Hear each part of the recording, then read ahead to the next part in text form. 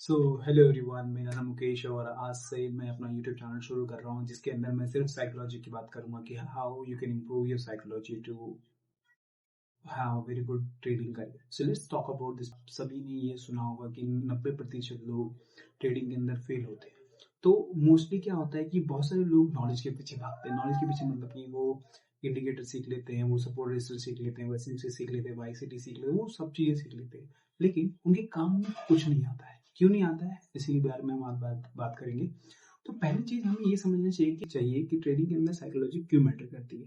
तो आप सभी को पता होगा कि हर इंसान के पास कुछ ना कुछ सेट ऑफ इमोशंस होते हैं जो हमेशा उसको ओवरकम करते हैं और हमेशा उसके सामने आते हैं। जैसे कि कोई इंसान अगर सैड रहेगा वो हमेशा ही सैड रहेगा, कोई इमोशन हैप्पी रहेगा, कोई आदमी अगर हैप्पी रहेगा वो हमेशा ही हैप्पी रहेगा, कोई आदमी सैड रहेगा तो हमेशा सैड रहेगा, आदमी एंग्री है तो हमेशा ही एंग्री रहेगा। तो हमें ये समझना चाहिए कि अगर मैं ट्रेडिंग के अंदर जा रहा हूँ तो उसके अंदर इमोशंस की कोई जगह ही नहीं है।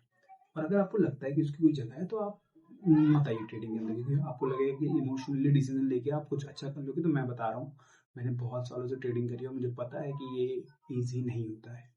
ठीक है, सो इसी बारे में हम बात करेंगे कि अगर 90% पीपल ट्रेडिंग में फेल हैं तो क्यों है आगे। तो उसका पहला रीजन है कि वो अपनी इमोशंस कंट्रोल नहीं कर पाते हैं। जैसे कि बाई चांस मानो मैं एग्जांपल दूंगा कि कोई ट्रेडर है जिसका नाम है राहुल। अब राहुल को ये नहीं पता कि भाई मैं ट्रेड ले तो रहा हूँ, ये प्रॉफिट में जाएगी कि लॉस में जाएगी। तो अब राहुल क्या करेगा, वो ट्रेड पंच कर देगा। अब अगर वो प्रॉफिट में जा रही है तो राहुल खुश होकर काट देगा, और अगर वो लॉस में जा रही है तो वो ट्रेड पे रुका रहेगा और उसको एवरेज करता रहेगा। एवरेज करना मतलब कि उसके अंदर क्वांटिटी ऐड करता है कि वो प्राइस कम हो जाए और जब वो रिवर्स मारे तो उसका पैसे मतलब वापस रिकवर हो जाए। इन सम केसेस में ऐसा होता है कि हमारे पैसे रिकवर हो जाते हैं, बट मोस्टली कैसे केसेस में ये होता है कि हमारा जो लॉस होता है वो और बड़ा हो जाता है। तो इसकी वजह से हमें कभी भी ट्रेडिंग इमोशन बेस में नहीं करनी चाहिए। तो पहला रूल ये होता है कि अगर आपको इमोशंस फील हो रहे हैं कि भाई मेरा लॉस होगा और मेरा कुछ होगा, तो मुझे वो ट्रेड करना ही नहीं है उसमें। सेकंड थिंग इट इज कि कभी भी अगर आपने नोटिस किया हो कि अगर आपको प्रॉफिट हो तो आप जल्दी काट देते हो, और लॉस होता है तो आप उसको जलने देते हो।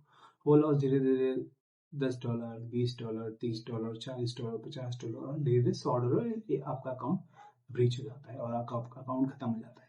तो इसीलिए अगर आप कभी ट्रेडिंग करते हैं तो उसके अंदर आपको हमेशा ये चीज ध्यान में रखनी चाहिए कि भाई मेरा डेली लॉस क्या है और मुझे कितना लॉस पर ट्रेड लेना है। अगर आपके अंदर ये चीज आ गई तो आपको कोई बात नहीं कर सकता है। नेक्स्ट नेक्स्ट चीज है कि ट्रेडिंग के अंदर आपका एक काम माइंडसेट होना बहुत जरूरी है। जैसे कि हम एग्जांपल दे सकते हैं रवि का। रवि है जिसने अभी अपने दोस्त से फाइट करी है और जिसकी वजह से उसका मूड अपसेट है। अब वो क्या करता है, कहता है यार अब मैं कुछ तो कर नहीं रहा हूँ, अब मैं जाता हूँ अपना ट्रेडिंग का काम करता हूँ, उससे मेरे को थोड़ा सुकून मिलेगा। अब उसके दिमाग में ऑलरेडी इतने सारे इमोशंस हैं, अब वो क्या करेगा, उसने ट्रेड पंच करी, अगर वो ट्रेड सही गई तो बल्ले बल्ले, नहीं गई तो आपको पता ही क्या होगा। तो अब क्या करेगा, वो लड़का बार बार ट्रेड करेगा, बार बार ट्रेड करेगा, बार बार ट्रेड करेगा। तो मतलब उसमें ये होगा कि भाई वो ट्रेड करते करते इतना अकाउंट ओवर ट्रेड कर दे कि भाई उसका अकाउंट या तो खत्म हो जाएगा उसी दिन, या तो उसका अकाउंट खत्म हो जाएगा उसी दिन। क्योंकि ओवर ट्रेडिंग के अंदर आप ये नहीं कभी कर सकते कि आपका अकाउंट बचेगा। मैं आपको एक्सपीरियंस से बता रहा हूँ, तो आप ओवर ट्रेडिंग बंद कीजिए। So simple manner. Second rule it is there कि आपको जिस दिन आप ट्रेड करो उस दिन आपको पता होना चाहिए कि नंबर ऑफ ट्रेड कितनी होगी और उसमें क्या रिस्क टू रिवॉर्ड होगा। बाई चांस मानो मेरे 100 रुपये पड़े हैं, 100 रुपये में मैं 3 ट्रेड लूंगा जो कि 30-30 रुपए की लॉस पे होगी, तो मेरे पे 10 रुपये बचेगा। तो 3 ट्रेड 30-30 रुपए के लॉस पे, और उस पर प्रॉफिट जो होगा वो 90 रुपए का होगा, जिसमें 1:3 ले रहा हूँ। तो 90 रुपए का एक पर ट्रेड में मेरे को प्रॉफिट चाहिए। अब इससे बेनिफिट क्या होगा कि आपका जो रिस्क रिवॉर्ड है वो अच्छा हो जाएगा, प्लस आपकी ओवर ट्रेडिंग कम हो जाएगी। Next rule it is, next चीज आप ये कर सकते हो कि आप ट्रेड लेते समय आपके पास आपका पूरा प्लान होना चाहिए।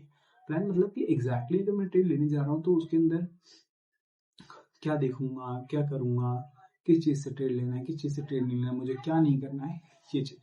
तो आपके पास प्रॉपर प्लान होना चाहिए आपके हाथ में कि हाँ भाई मैं ये चीजें करूंगा तो मेरा ट्रेड सही जाए। क्योंकि अगर आप मार्केट में आते हो आपको तो कोई प्लान नहीं है तो वो तो ऐसा हो जाएगा कि भाई आप एग्जाम देने गए लेकिन आपने कुछ पढ़ा ही नहीं, जिससे आपको कुछ होगा नहीं। नेक्स्ट चीज है कि अगर आप कभी ट्रेड करने बैठते हो तो आपको एक साइलेंट प्लेस चाहिए, क्योंकि अगर आपकी फैमिली है, आपके लोग हैं आसपास जा रहे हैं तो आपका ध्यान डिस्ट्रैक्ट करेगा। जब डिस्ट्रैक्शन होगी तो आप ट्रेड नहीं कर पाओगे। तो आपको एक काम प्लेस चाहिए ही चाहिए।